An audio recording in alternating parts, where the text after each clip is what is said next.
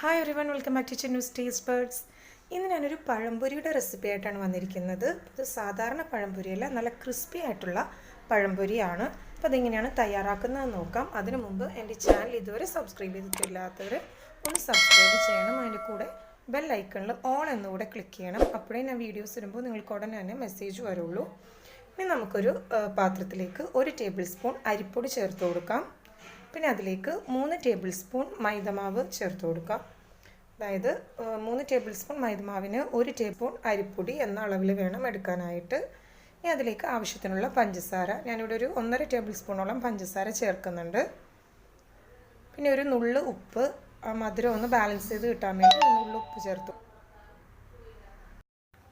പിന്നെ അതിലേക്ക് 1/4 ടീസ്പൂൺ ഏലക്ക പൊടിച്ചത്, അല്ലെങ്കിൽ ഒരു 2 ഏലക്ക ചതച്ച് ഇട്ട് കൊടുത്താലും മതി.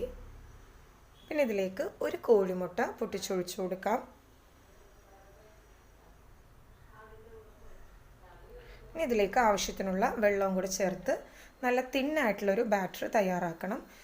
ബാറ്റർ തിക്കാവരുത്, അധികം കട്ടിയില്ലാത്ത ബാറ്റർ വേണം നമുക്കിതിനെ തയ്യാറാക്കാനായിട്ട്. സാധാരണ പഴംപൊരി ഉണ്ടാക്കുന്നതിൽ നിന്നും വ്യത്യസ്തമായിട്ട് തിൻ ബാറ്റർ വേണം തയ്യാറാക്കാനായിട്ട്. അപ്പോൾ ബാറ്റർ ഈ ഒരു പാകത്തിന് തയ്യാറാക്കി എടുക്കണം, ഒരുപാട് കട്ടി ആവശ്യമില്ല. ഇനി നമുക്ക് വേണ്ടത് 3 ഏത്തപ്പഴം സ്ലൈസ് ചെയ്തെടുത്തിട്ടുള്ളതാണ്. പിന്നെ ഒരു കപ്പ് ബ്രെഡ് ക്രംസ്, ഞാനിവിടെ ബ്രെഡ് മിക്സിയിലിട്ടൊന്ന് പൊടിച്ചെടുത്തിട്ടുള്ളതാണ്. ഇനി നമുക്ക് പഴം ആദ്യം ഈ ബാറ്ററിലൊന്ന് മുക്കിയെടുത്തതിന് ശേഷം ബ്രെഡ് ക്രംസിൽ കോട്ട് ചെയ്തെടുക്കാം. വളരെ എളുപ്പത്തിൽ കുട്ടികൾക്ക് ഉണ്ടാക്കി കൊടുക്കാൻ പറ്റുന്നൊരു ക്രിസ്പി ബനാന ഫ്രൈ ആണിത്. ഇതേപോലെ തന്നെ ബാക്കിയുള്ള ഏത്തപ്പഴത്തിൻ്റെ സ്ലൈസസും നമുക്ക് ഇതേപോലെ തന്നെ ബ്രെഡ് ക്രംസിലും മാവിലും കോട്ട് ചെയ്തെടുക്കാം.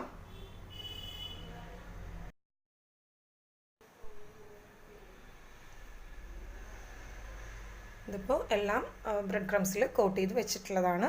ഇനി നമുക്കൊരു പാൻ അടുപ്പിൽ വെച്ച് ചൂടായതിനു ശേഷം അതിലേക്ക് ആവശ്യത്തിനുള്ള എണ്ണ ഒഴിച്ചു കൊടുക്കാം. ഫ്രൈ ചെയ്യാൻ ആവശ്യത്തിനുള്ള ഓയിൽ ഒഴിച്ചു കൊടുക്കാം. ഓയിൽ നന്നായിട്ട് ചൂടായതിനു ശേഷം ഏത്തപ്പഴം ഓരോ സ്ലൈസസ് ആയിട്ട് ഇതിലേക്കിട്ട് 2 ഭാഗവും ഗോൾഡൻ ബ്രൗൺ കളർ ആവുന്നത് വരെ ഫ്രൈ ചെയ്തെടുക്കാം.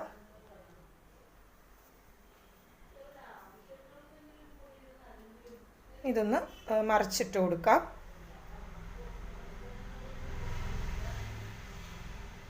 ഇത് സാധാരണ പഴംപൊരി പോലെയല്ല, നല്ല ക്രിസ്പി ആയിട്ടുള്ള പഴംപൊരിയാണ്. അപ്പോൾ എല്ലാവരും ട്രൈ ചെയ്ത് നോക്കണം. പിന്നെ റെസിപ്പി ഇഷ്ടമായെങ്കിൽ ലൈക്ക് ചെയ്യാനും ഷെയർ ചെയ്യാനും സബ്സ്ക്രൈബ് ചെയ്യാനും മറക്കരുത്. സബ്സ്ക്രൈബ് ചെയ്യുമ്പോൾ ബെൽ ഐക്കണിൽ ഓൾ എന്നുകൂടെ ക്ലിക്ക് ചെയ്യണം. നമ്മുടെ പഴംപൊരി 2 സൈഡും നന്നായിട്ട് ഫ്രൈ ആയി വന്നിട്ടുണ്ട്. ഇത് നമുക്ക് കോരി മാറ്റാം.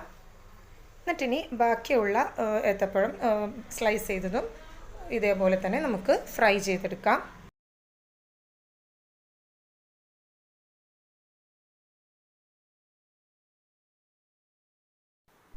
നമ്മുടെ ക്രിസ്പി ബനാന ഫ്രൈ തയ്യാറായി കഴിഞ്ഞു.